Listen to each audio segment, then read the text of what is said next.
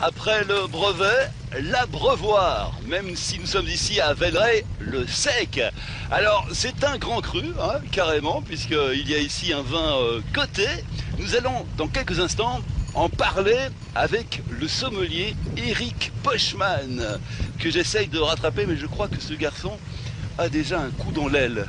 Et avec les plus puissantes éoliennes d'Europe, ça peut faire très très mal.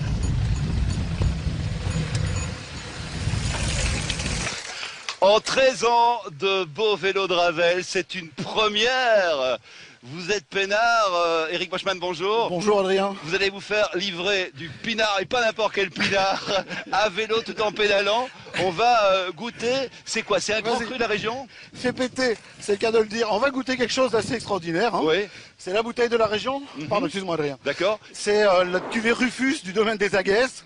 Qu'on vient de longer, donc et c'est qu'on vient de génial. longer, qui est faite avec du chardonnay, du pinot noir. Et c'est Joël, regardez-moi ça, Joël qui en Ça c'est direct. dangereux Adrien, cache-toi. Oui, je me C'est planque. même plus une cascade. Pas sur la tête. Ça devient Ushuaïa, c'est plus pour vélo de Ravel. Oui, carrément. Je savais que Alors là, c'était c'est bon, c'est très très fort. Et alors, non seulement elle sert le vin, mais elle vous le passe, vous le goûtez en direct.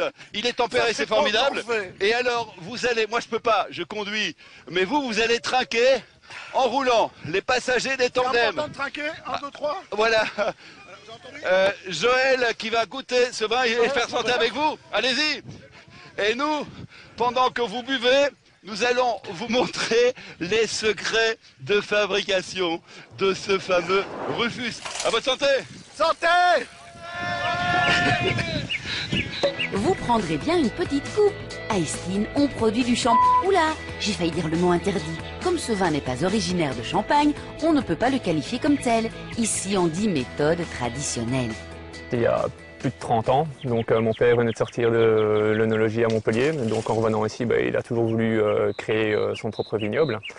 Donc il avait été voir justement le propriétaire de ce terrain-ci, car il avait remarqué justement le grand terroir de ce coteau. Donc il avait été voir justement Joseph Delbecq, qui à l'époque évidemment l'a pris un peu pour un fou. 20 ans après, donc lors d'un souper des anciens, donc Raymond Leroy est retombé donc sur le fils du propriétaire, Étienne Delbecq.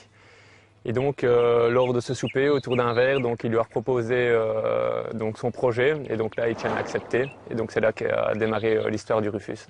Nous sommes sur une zone assez particulière. En fait, c'est un terrain qui est très calcaire et qui a la particularité de laisser passer l'eau très facilement. On vient d'avoir 20 mm d'eau pas plus tard que hier et ici ce matin, et on voit le terrain est tout à fait abordable, très sec, relativement sec. Il faut quand même un peu d'eau pour faire grossir les raisins, mais donc c'est vraiment une particularité de la région. En plus, on est sur un coteau qui est plein sud, et donc c'est vraiment l'exposition idéale pour la maturité du raisin. Il paraît que ça donne un produit bien meilleur que certains vins à bulles français. Allez, on s'offre une petite visite de la ferme.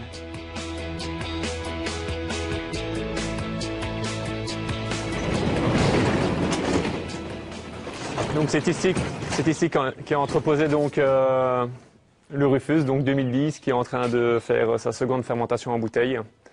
Et donc il va rester comme ça pendant 1 an. Donc vous voyez ici, les bouteilles sont horizontales, avec toutes les levures qui sont réparties. Et donc c'est là qu'on va créer la finesse et donc l'effervescence et toute la finesse donc, du Rufus, quoi. Dans d'autres pays, on le fait en cuve parce que ça revient beaucoup moins cher. Mais par contre, on n'a pas la finesse de la bulle et on n'a pas la finesse du produit. Donc nous, on préfère le faire en bouteille pour vraiment avoir la meilleure qualité. Mais effectivement, ça revient beaucoup plus cher. Et de la ferme, que voit-on? Un parc éolien. Celui d'Estine est le premier au monde à avoir été réalisé avec des éoliennes de la catégorie 6MW. Oui, bref, les plus grandes qui existent, quoi. On est les champions et ça, ce n'est pas du vent, Adrien.